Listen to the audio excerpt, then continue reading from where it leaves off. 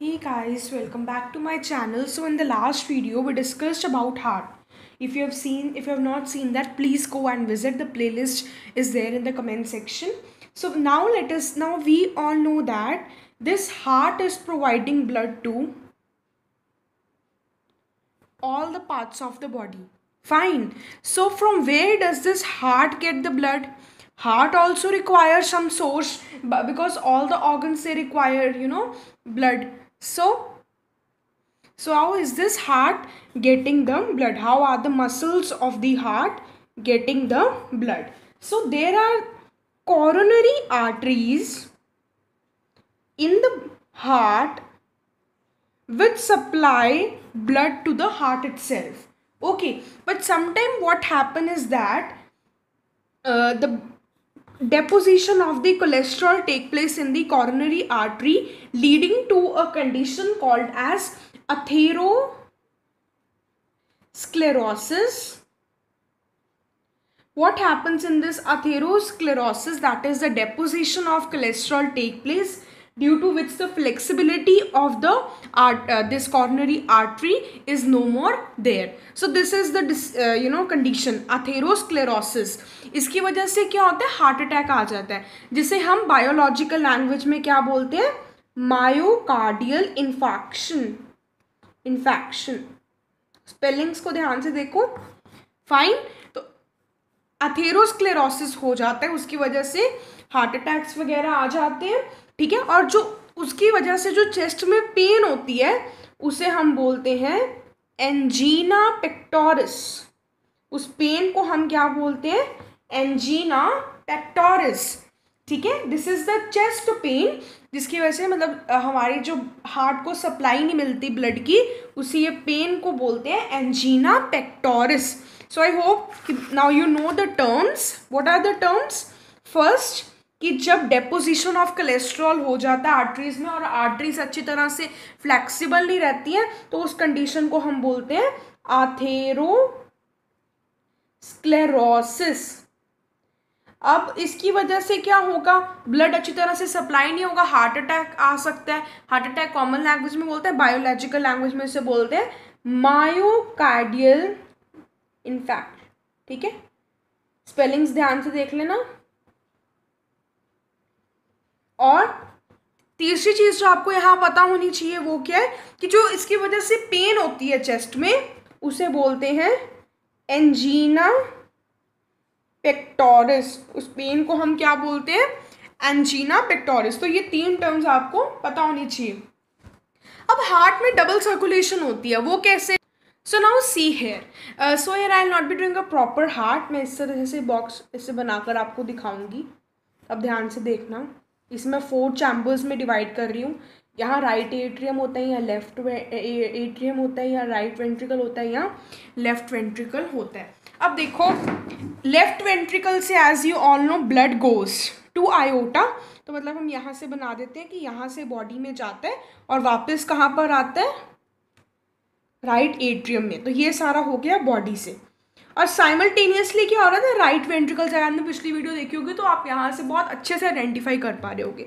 सो right ventricle के यहाँ से पल्मोनरी आर्टरी के थ्रू ब्लड लंग्स के पास जाता है, और फिर लेफ्ट एट्रियम में थ्रू पल्मोनरी वेन्स आ जाता है। तो किसके थ्रू जाता है? Pulmonary arteries. और आता किसके थ्रू है? Pulmonary veins.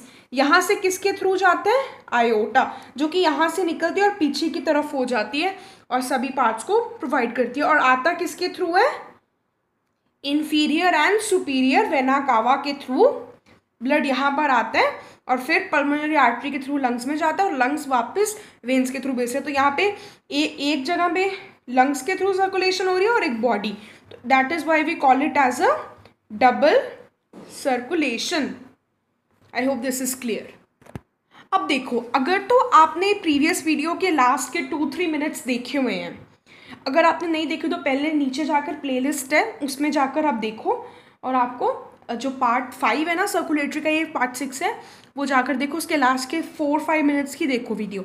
तो अब मैं जो आपको प्रोसेस करवाने वाली हूँ ना, आर्ट्रियल सिस्टॉल एंड वेंट्रिकल डायस्टॉल, है ना। जैसे जब यहाँ पे सिस्टॉल हो रहा होता है, जब ये एट्रियम्स कॉन्ट्रैक्ट करते हैं तो मतलब एट्रियल सिस्टॉल हो रहा है, उस कॉन्ट्रैक्शन की वजह से ब्लड यहाँ पे आ रहा है, मतलब वेंट्रिकल्स जो हैं वो रिलैक्स कर रहे हैं, मतलब वेंट्रिकुलर डायस्टॉल हो रहा है।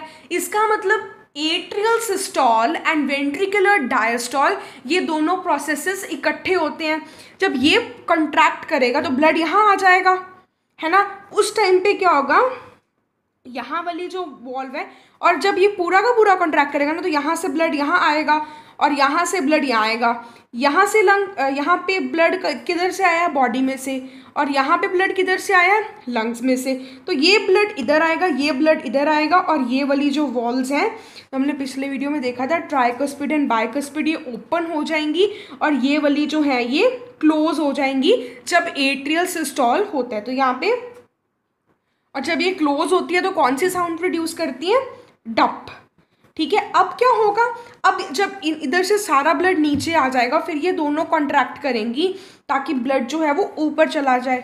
तो जब यहाँ से ये वाली कॉन्ट्रैक्ट करेगी तो ब्लड जाएगा लंग्स के पास, क्योंकि यहाँ से तो डीऑक्सीजनेटेड आता है, ऑक्सीजनेट होने के लिए लंग्स के पास जाएगा, और यहाँ से ब्लड जाएगा आयोटा में, और फिर ये वाली ओपन हो जाएंगी और ये वाली जहाँ से ब्लड आया था अब इनका टाइम आ गया क्लोज होने का, तो ये कौन सी साउंड प्रोड्यूस करेंगी, लब। ठीक है, अब हम इनको डिफ्रेंशिएट कर देते हैं, atrial systole and ventricular systole. मतलब वैसे atrial systole and ventricular diastole means the same. क्यों, क्योंकि जब एट्रियल सिस्टॉल हो रहा होता है उसी टाइम पे साइमल्टेनियसली वेंट्रिकुलर डायस्टॉल हो सकता है, तो इस कारण से वो दोनों सेम ही हो जाते हैं, सेम प्रोसेसेस होते हैं।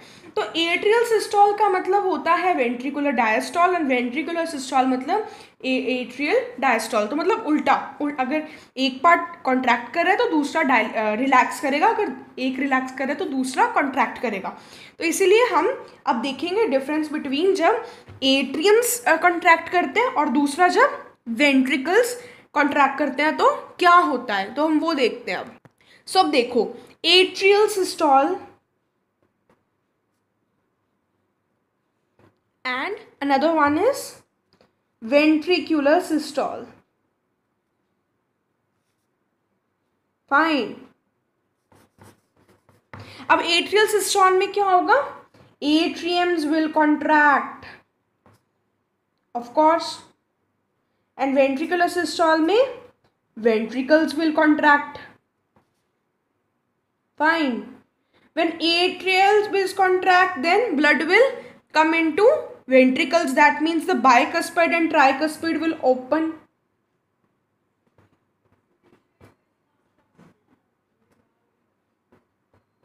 And here pulmonary semilunar valve and aortic semilunar valve will open. तो ये बहुत इंपॉर्टेंट डिफरेंस है, इसे नोट डाउन भी कर सकते हो आप। ठीक है, और दूसरा यहाँ पर क्या होगा, यहाँ पे जो ओपन हो रही है यहाँ पे क्लोज हो जाएंगी और यहाँ पे ये वाली क्लोज हो जाएंगी। तो जब ये दोनों क्लोज होती है तो कौन सी साउंड प्रोड्यूस करती हैं, डब। ये कौन सी करती हैं, लब। तो लब डब लब डब ये साउंड प्रोड्यूस होती है। तो ये हम डिफरेंसेस लर्न कर सकते हैं। In the next video will be discussing about what is an artery, when and capillaries. So that's all for this video, and the playlist is pinned in the comment section. You can go and watch the previous parts of these videos also. Thank you. Bye bye.